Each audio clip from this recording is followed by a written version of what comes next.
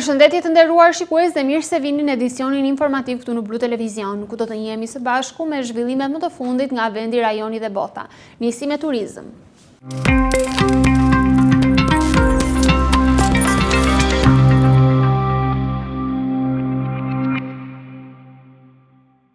Ministri i Turizmit, Kulturës dhe Sportit, Blendi Gonxha, pas ditën e së mërkurës, ka zhvilluar një inspektim në plazhet e Vlorës, ku ka përcjell mesazhin se çdo subjekt që shkel ligjin do të ketë sekuestro të pajisjeve.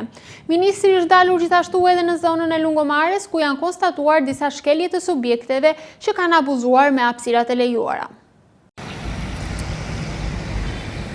Ministri i Turizmit, Kulturës dhe Sportit Blendi Gonxha kreu të mërkurën një inspektim në plazhet e qytetit të Vlorës, ndërsa më herët ishte prezente edhe në Ksamil. Respektimi i hapësirave publike të plazheve, hartat e ndara mes privatit, bashkisë dhe publikut, si dhe masat e marra për mbarvajtjen e sezonit ishin edhe pikat e kontrollit. Shkelje dhe abuzime me hapësirat publike u konstatuan në nivel të lartë, tha Gonxha, referuar Bashkisë së Vlorës, teksa komunikoi se për 2 raste janë vendosur tashmë masa administrative me gjob, e për disa të tjerë sekuestrimi i materialeve çadra e shezlong. Tolerancë zero për çdo që abuzon, tha ministri gjatë inspektimit të tij në Vlorë. Sot kemi përcaktuar edhe një herë me shumë qartësi edhe me subjektet, edhe me organet vendore, edhe me organet zbatuese që toleranca për rastet kur cënohet, zaptohet, abuzohet, preket prona publike në plazhet publike, në parcelat që janë jeshile të përcaktuara për plazhet e tyre publik, do tolerancë do jetë zero. Për këtë kemi ardhur sot në Vlorë, ne kemi qenë natyrisht përpara edhe në Kavaj, edhe në disa bashki tjera, dhe po vijon inspektimi dhe kontrolli dhe gjithë monitorimi në gjithë territorin.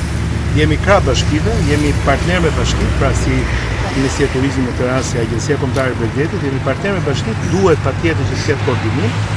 Ka dhe keqkuptime, ka dhe raste ku ka lapsuse, ka dhe raste ku ka ngatresa, por disa raste sot që ne gjetëm Vlorë ishin shqetësuese sepse ishin zaptime të pastra të parcelave të cilat janë stacione plazhi publike të lira. Do të thotë rëre virgjër, ku njerëzit mund të hedhin peshqir, mund ngulin çadrën e vet, dhe mund stolin e vet, dhe mund bëjnë plazh me ato që ata duan të sjellin vet nga shtëpia. Të padiskutueshme është e patolerueshme që këto të preken.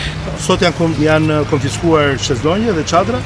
Kush nuk do të lozi me shtetin dhe me xhepin e vet, sepse do t'i kushtojë kjo lloj loje. Gjoba është rreth 300.000 lekë të reja për këtë shkelje që do vendoset sot në 2 raste dhe merren të gjitha sendet, materialet, shezlonjët dhe çadrat dhe sekuestrohen. Kush nuk do të bëj një shaka të tillë me ekonominë e vet dhe me xhepin e vet dhe me subjektin e vet, është mirë mos ta vijoj këtë tentativë sepse ne do jemi këtu në mënyrë konstante. Qershori është faza përmbyllëse e të gjithë procesit të lidhjes kontratës.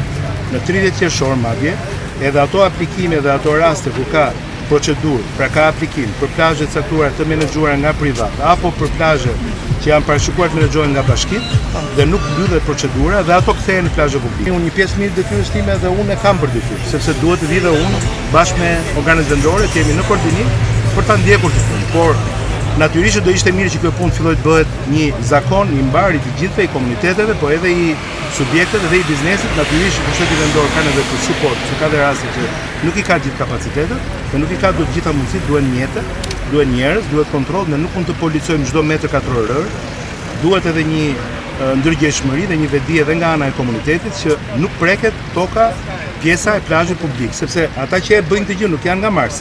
Këtu janë Vlonjat, diku tjetër janë Kavajës, diku tjetër janë ne jemi, pra po këta jemi. Kështu që neve duhet të kuptojmë që kjo punë nuk bëhet më.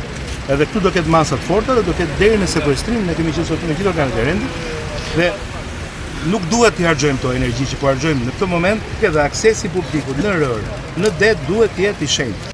Në Ksamil, pas ngjarjes së rëndë ku humbi jetën një 22 vjeçar, ministri Gonxha tha se janë hequr 2 mole të mjeteve lundruese. Ne sot kemi patur 2 aksione në Ksamil përsëri për heqjen e disa moleve të paligjshme, përsëri për të vijuar, për të kthyer ligjshmërinë edhe në det, edhe në breg, sa i takon dhe sigurisë ujore, sigurisë bregdetare. Në vijat e gjata bregdetare si Vlora dhe Durrësi, Kavaja e tjerë, apo Shëngjini apo Velipoja, janë detyrimi bashkisë, po janë ama pajisje të cilat kushtojnë sepse duan dhe mirëmbajtje, ka dhe dallë, ka dhe dëmtime në dimër dhe si më thënë po bëjmë çmos që gjithë administrimi me menaxhimin e plazheve të jetë një qasje e re edhe nga pikpamja ekonomike. Prandaj kemi për herë të parë në legjislacionin e si vjetshëm në aktin vendimin e qeverisë që kemi bërë si vjet për plazhet, kemi futur edhe konceptin tipologjinë e re të plazhet të menaxhuar me vetë administrim nga bashkitë. Pra do të thotë me një çmim tavan, por me një vetë financim i cili bëhet mundur që ky të jetë një aktivitet ekonomikisht i përballueshëm dhe si themi të jetë një aktivitet i cili të ketë një leverdishmëri ekonomike për bashkitë, duke ruajtur një çmim tavan normal, të arshyeshëm, të përballueshëm për qytetarët dhe duke shërbyer edhe si rregullator në treg në mënyrë që privatit mos çmendet me çmime. Nga ana tjetër, këshillat bashkiake kanë miratuar edhe tavanet e çmimeve edhe për privatit. Pra, si në Ksamil, apo si në Shëngjin, apo si në Shkodër, 400 lek, 500 lek, 700 lek e ka Vlora, 2000 lek e ka Ksamili, apo 3000 lek e ka Ksamili në disa zona më ekskluzive. Pra, sipas llojit plazhi, sipas popularitetit të plazheve, po edhe raportit sipërfaqe plazhi pushues, ka dhe tarifa tavan që dhe privatet janë detyruar të zbatojnë. Pra nuk mund të lajthisin dhe të çojnë çmimin në qell për ato raste që janë në plazhe private. Gonxha u takua nga afër edhe me disa subjekte private të cilët ankohen për ndarjen jo korrekte që bashkitë kanë bërë, duke lënë pa hapësirë plazhi, hotelet e vijës së parë. Mbi këto ankesa, Ministri Gonxha ka kërkuar përfaqësuesve të bashkisë të rishikohet harta e t'u jepet zgjidhja rasteve. Harta nga Juve ka ardhur dhe nga Juve e dinë në proces. Nëse do ulesh atë të sqaroj pjesën dhe që kryet bashkiku e gani që një programon harta, që konë objekte të nëse bashkia të mëra që duhet 5 për 10 euro me gjithë aspektet që kanë për programin e bashkisë. Kam që të them vazhë që ne kemi në sistem që është nuk e di fare sepse këtu dhe jo atje, po është i vendosur nga bashkia me të drejtën e bashkisë, është organi qeverisë vendore. Për të gjitha ato subjekte të cilët nuk e lidhin kontratën deri në datën 30 qershor, ato plazhe, tha Ministri Gonxha, do të ngelen publik. Gonxha gjatë inspektimit ishte i shoqëruar nga kreu i Agjencisë Kombëtare të Bregdetit, si dhe drejtues vendor të Policisë së Shtetit.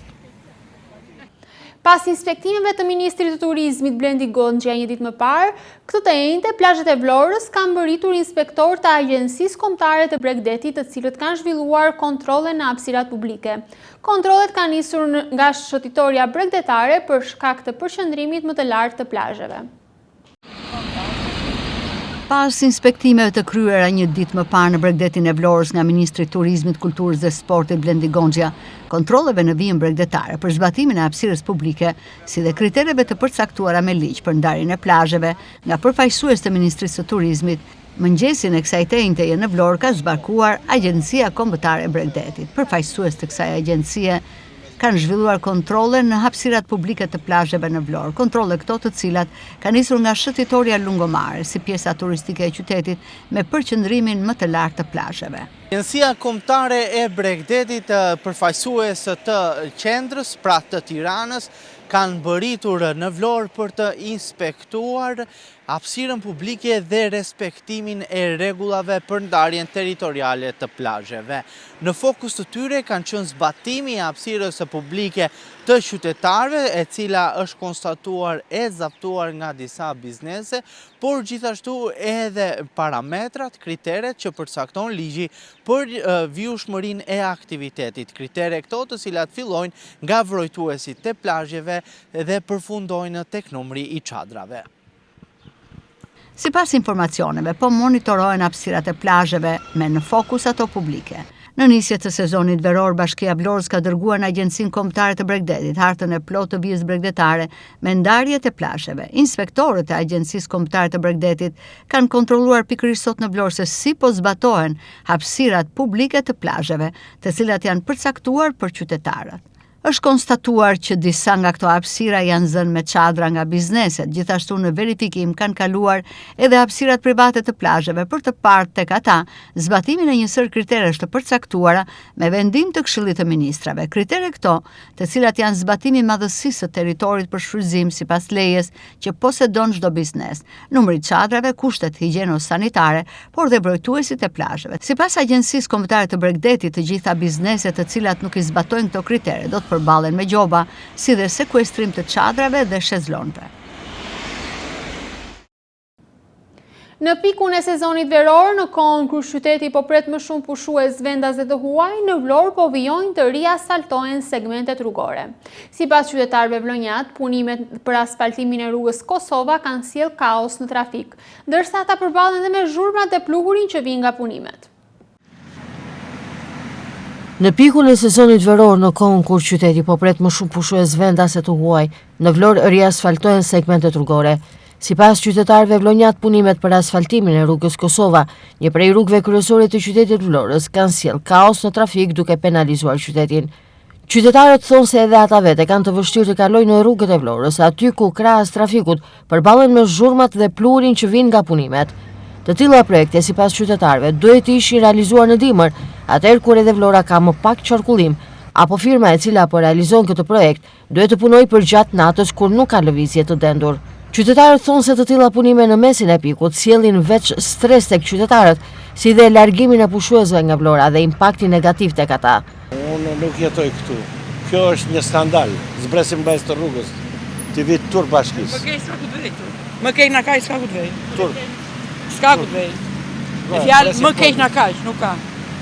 Unë mendoj që të blokon edhe këtë rrugë dhe do ishte më e mirë të dyja. Se këtu është vetëm për mos kënaqësi popullit, ta bëjnë pak kënaqur. Se dashje pa dashje, o do shash, o do ofendosh. Po ofendon atë që udhëheq. Se zgjedhin sezonin veror Për sabotim, kaq. Vetëm për sabotim, për pak kënaqësira në popull. Qytetarët ose me vështirësi. Shiko çfarë bën. Po le punoj tër natën. Pastaj, po ka vende plot për të punuar, jo këtu mes pazarit. Ka lagje që janë për i bret. Ka reklama. Unë ngopë me reklamën. Asfaltimi. Sezon veror. Po tani, ata janë teknikë. Çfarë ka? Se asfalti zbet në dimër, se bje shi. Po qarkullimi, po shtet burdel o kemi në. Bëj kaq mirë sa s'ka ku të vej. Vështirë është.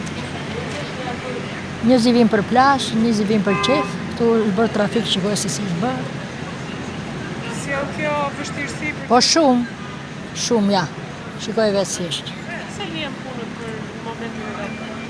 Se funksionon. E din të mëdhenjt, ne e s'dim gjë. Ne se i gjimi, ja shikoj e ti. Do rish 2 orë, një kishme autobus, s'ka nga kalon, s'ka nga bën. Se dia do vjes 2 autobusi, se zblokon rrugat. Po jo duket vetë, gjithë kjo trafik të fillot që të bësh punime në rrugë kryesore, kjo është... Nuk e... Në sezon veror, këtë se do as perëndia, jo njerëzia. Shumë që... Kjo janë punërat pa mënd. Se si bën 1 muaj për para, 2 muaj për para, po fillojnë tani. Gjithë këtë farë tymi, gjithë këtë farë ngarkese trafiku, unë nuk marrë vesh, me gjithë atë është punë e tyre, neve nuk nga pyet njëri, po mirë nuk është. Nuk është vetëm rruga Kosova e cila do të riasfaltohet, por janë plot 31 segmente rrugor që do të vishen me asfalt për gjatë sezonit veror. Punimet për asfaltimin e rrugës Kosova pritet të përfundojnë brenda kësaj jave, ndërsa ky projekt në total, sipas informacioneve që jepen, do të zgjasë më tepër se 1 muaj. Parlamenti Evropian I kërkon autoriteteve shqiptare një moratorium ndërtimesh për zonat e mbrojtura, teksa shpreh edhe shqetësim serioz për zhvillimet brenda zonës së mbrojtur Vjosnart. Në raportin për Shqipërinë, eurodeputetët kërkojnë që të ndryshojnë ndërhyrjet në ligjin e vitit 2024, ligjin për zonat e mbrojtura që lejojnë zhvillimin e infrastrukturës turistike në këto zona. Parlamenti Evropian I kërkon autoriteteve shqiptare një moratorium ndërtimesh në zonat e mbrojtura teksa shpreh shqetësim serioz për zhvillimet e brenda zonës së mbrojtur Vjosnart dhe se ndjeken nga afër ato që I quajnë protesta masive paqësore. Në raportin e miratuar për Shqipërinë, eurodeputetët kërkojnë gjithashtu të ndryshojnë ndërhyrjet e vitit 2024 në ligjin për zonat e mbrojtura që lejojnë zhvillimin e infrastrukturës turistike në këto zona.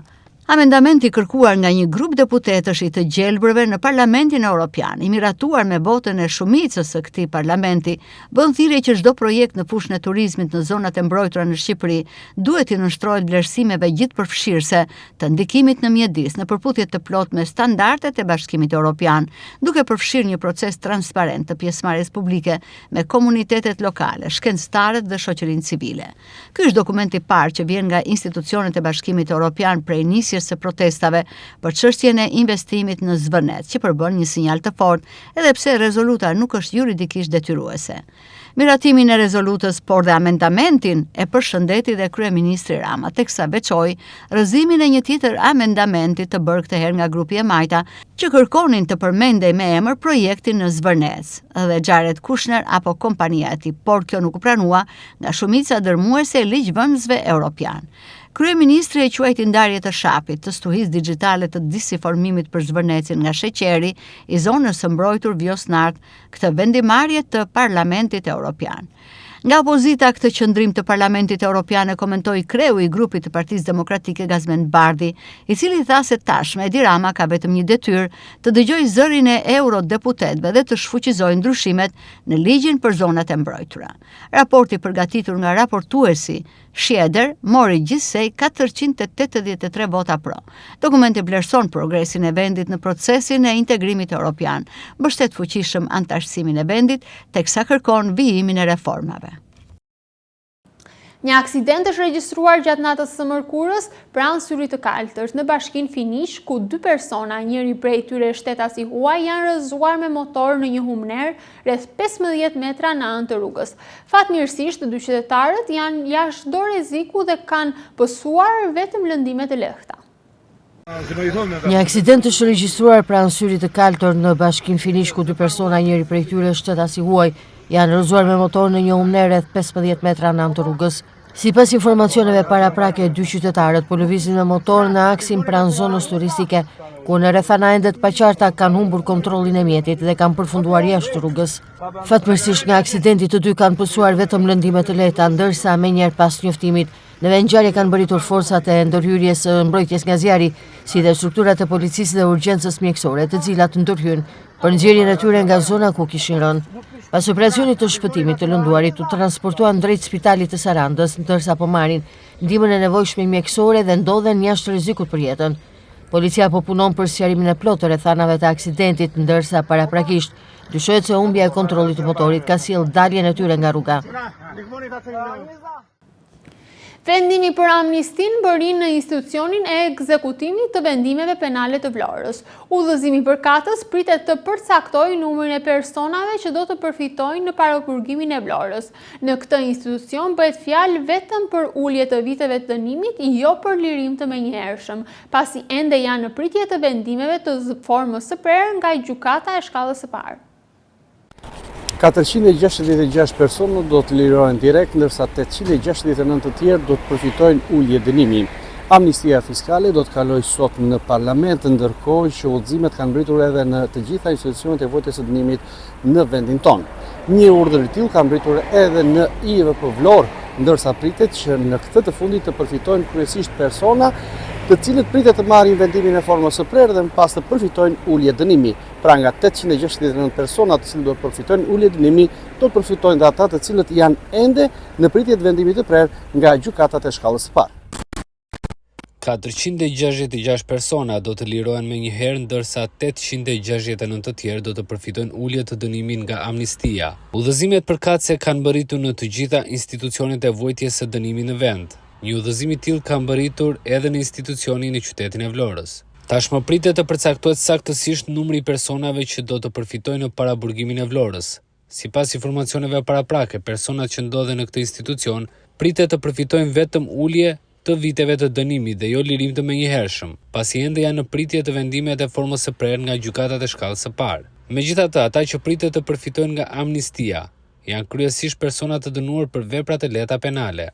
Referuar amnistisë në shkallë vendi, 466 persona do të lirohen menjëherë nga burgjet me styre 11 gradë dhe 1 i mitur, ndërsa nga ulja e dënimit do të përfitojnë 869 persona, përfshirë 8 gradë dhe 8 të mitur. Sipas vendimit për amnistin, nuk do të përfitojnë personat që janë nën hetim ose nën jurisdiksionin e strukturës së posaçme kundër krimit dhe korrupsionit të organizuar, SPAK. Prej kësaj të enjteje ka hyrë në funksion hyrja e re e portit të Vlorës pas përfundimit të investimit që lidh rrugën transbalkanike me territorin portual. Në këtë zonë është vendosur një pikë e re kontrolli për verifikimin e automjeteve që hyjnë dhe dalin nga porti, ndërsa mjetet e tonazhit të rënd. Prej ditës së enjte, hyrja e re e portit të Vlorës do të jenë nga pjesa perëndimore, si pasojë e bashkimit të rrugës transbalkanike me godinën e portit të Vlorës, tashmë është vendosur dhe pika e kontrollit, e cila kontrollon çdo automjet në cilin hyj dhe dali nëpërmjet pikës kufitare të portit të Vlorës, ndërkohë që pjesa veriore, e cila më herët përdorej si porta hyrëse për të gjitha automjetet, do të jetë për mjetet të tonazhit të rënd, të cilët do të hyjnë në kantierin e ndërtimit për investimin e Vlora Marine. Prej mëngjesit të kësaj të enjte ka hyrë në funksion hyrja e re e portit të Vlorës, e vendosur në zonën perëndimore të portit. Kjo hyrje është bërë e aksesueshme pas përfundimit të investimit që lidh rrugën transbalkanike me territorin portual. Në këtë zonë është vendosur gjithashtu një pikë e re kontrolli ku do të kryhen verifikimet për të gjitha automjetet që hyjnë dhe dalin nga porti. Autoritetet synojnë që përmes kësaj infrastrukture të re të përmirësojnë qarkullimin e mjeteve dhe të rrisin standardet në hyrje-dalje. Ndërkohë hyrja e vjetër e portit do të vijojë të përdoret vetëm për mjetet e tonazhit të rënd, që janë të angazhuara në investimin dhe punimet që po zhvillohen aktualisht në këtë zonë. Hyrja e re do të shërbejë jo vetëm automjeteve, por edhe të gjithë pasagjerëve që udhtojnë drejt Italisë ose kthehen prej saj me traketet e linjës. Kjo pritet të lehtësojë edhe lëvizjen e udhëtarëve dhe të shmang ngarkesën që krijoi më parë në hyrjen ekzistuese.